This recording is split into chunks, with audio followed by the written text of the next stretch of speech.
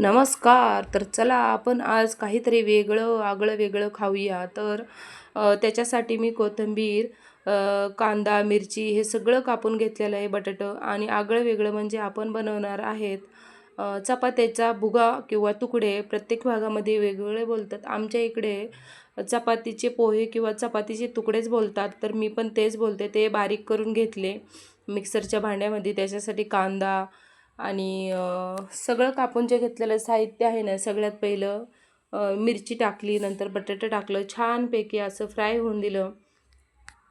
कारण की हेच अन्न हे खाण्यासाठी आणि कमवण्यासाठी आपला नवरा दिवसभर दुसरीकडे काम करत असतो आणि आपण तेच अन्न वेस्ट घालवायचं.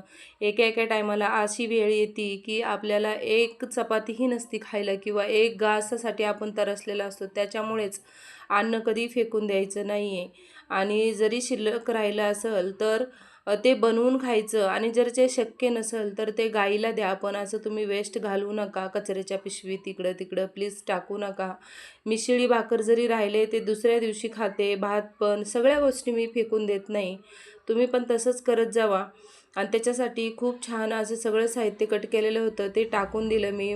टोमॅटो, मिरची, पुन्हा बटाटं सगळं टाकलं आणि माझ्याकडे शेंगदाणे संपलेले होते त्याच्यामुळे मी शेंगदाणे टाकले नाही.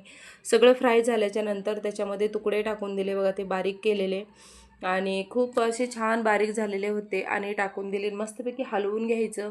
थोडेसे कोरडे कोरडे वाटत आहेत तर त्याच्यावर आपण असं पाण्याचा शिंतोडा द्यायचा थोडासा, मग ते असे मऊ पडतात बघा आणि कोरडे कोरडे होत नाही आहेत.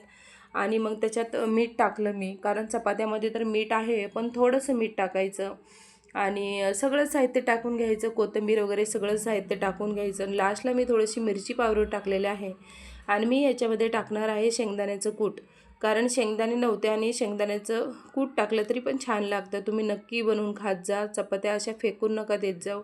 आणि याच्या आधी पण मी चपात्याच्या तुकड्याचा व्हिडिओ बनवलेला आहे. याच्यासाठी ना ताक किंवा दही पाहिजे होतं पण ते माझ्याकडे नव्हतं, तर मी असंच काकडी आणि ह्याच्यासोबतच खाल्लेलं आहे. खूप छान लागतं.